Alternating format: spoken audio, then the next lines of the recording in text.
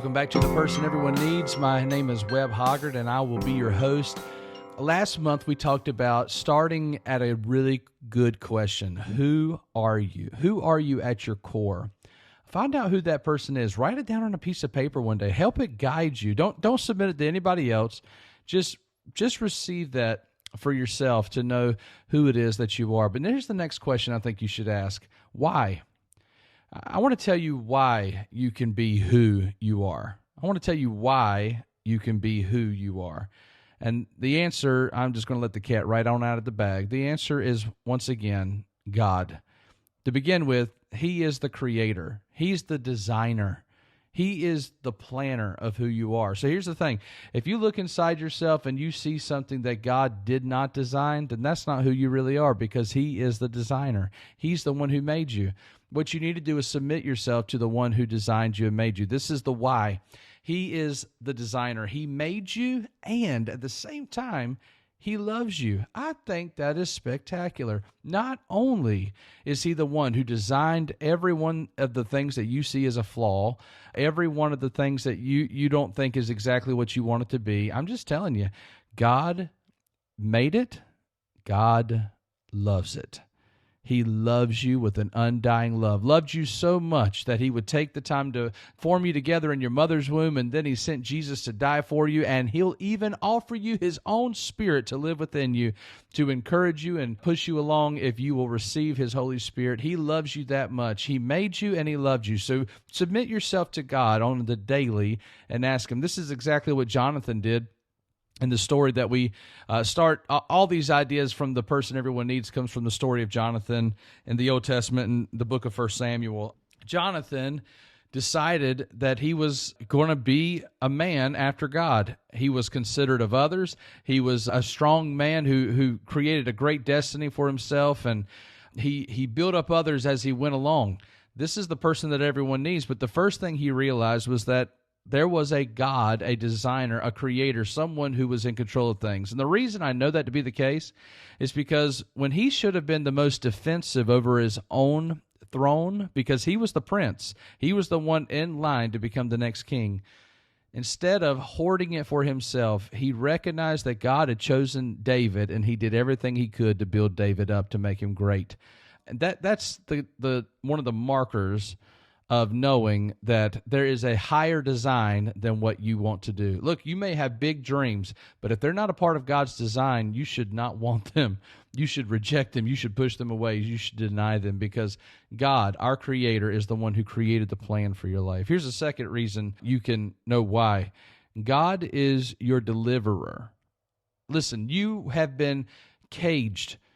You have been shackled. You have been bound by the sins of your life, by the past of your family, by what other people have said of you. You have been bound over and over again by mindsets, by habits, by thoughts in your mind, and then spiritually you have been bound. You have been dead in your sins.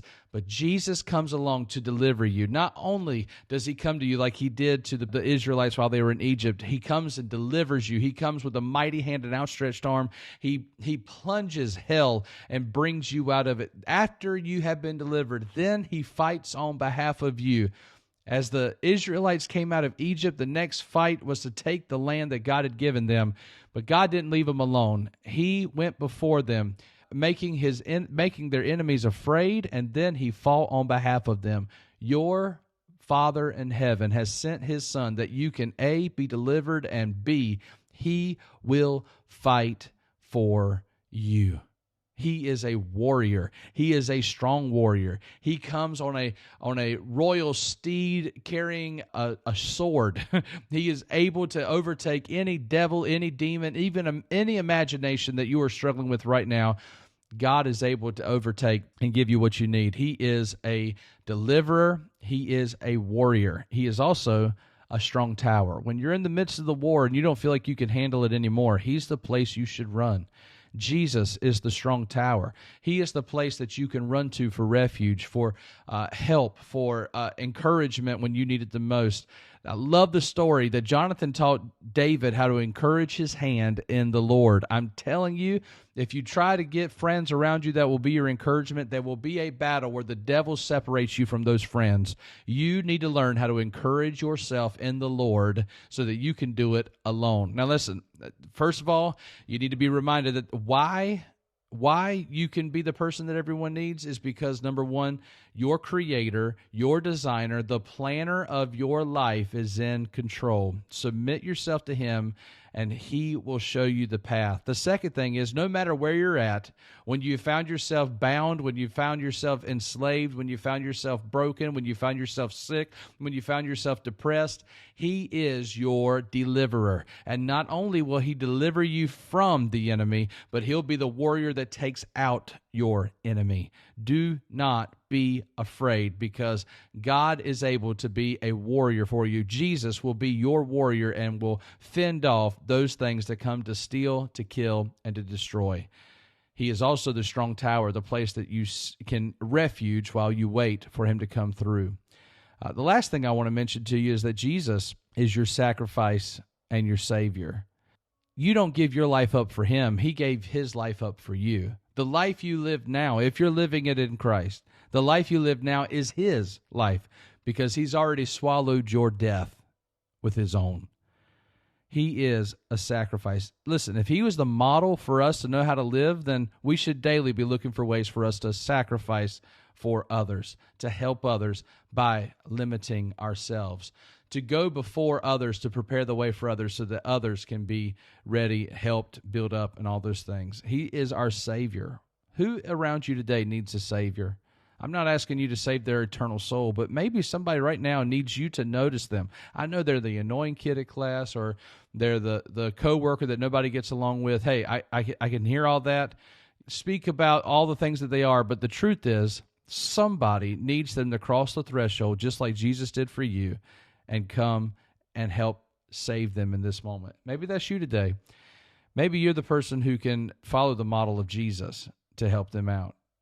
And the reason we do this, the why, remember, God made you and loves you. Secondly, God strengthens you and is for you, just like you can be for others. And the last thing, as our Savior, God is with you.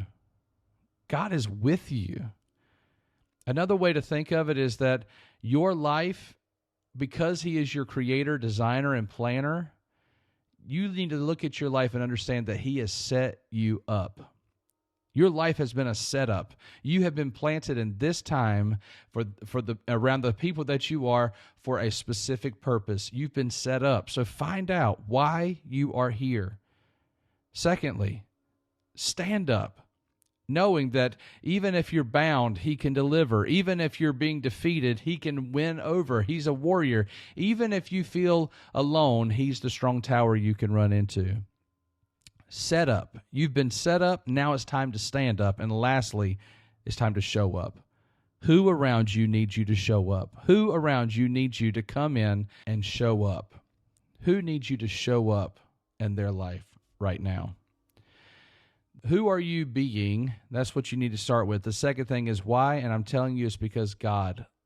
Look, God plants you where you are. He has plans for you. He will promote you in the right amount of time. Scripture says that. He has promises for you. Not only has he done all the forework in your life, the pre-work in your life, but he also delivers, he heals, he resurrects, and he redeems. There is nothing too dead that he cannot fix. Keep your eyes open and believing. Not only is he that, but he's also the one who goes with you no matter what. He goes before you, he goes beside you, and he goes beyond you. You have a God who has set you up to stand up in the day he's placed you here and to show up for those who need you the most. And he's the one who has planted you where you are, gives you plans, promotes, promises, delivers, heals, resurrects, redeems, goes before, goes beside, goes beyond. He is your leader. He is the one you can lean on, and he's the one you can learn from. He is the one that will never leave you nor forsake you. You need to know that the reason you can make it, the reason you can chase your dreams, the reason you can be the mother or father that you need to be, the reason that as a teenager you can be diligent wherever it is that you walk, the reason you can tell that coworker, that classmate, that person in your life about Jesus is because he is the one that gives you the why for the reason you live. You know who you are, but you also need to be reminded of whose you are. Because of whose you are, that's the why behind living this life. You've been set up by your creator and designer, the planner of your life, to stand up, to be strong and courageous, because he is a deliverer, a warrior, and your strong tower. So show up. Have sacrificial love the same way he does. Be someone who comes to save just the way Jesus has come to you. Follow his lead. Go before. When you see what you can do for others, go before, walk beside, and then go beyond. Go the extra mile with people, because that's the person everyone needs.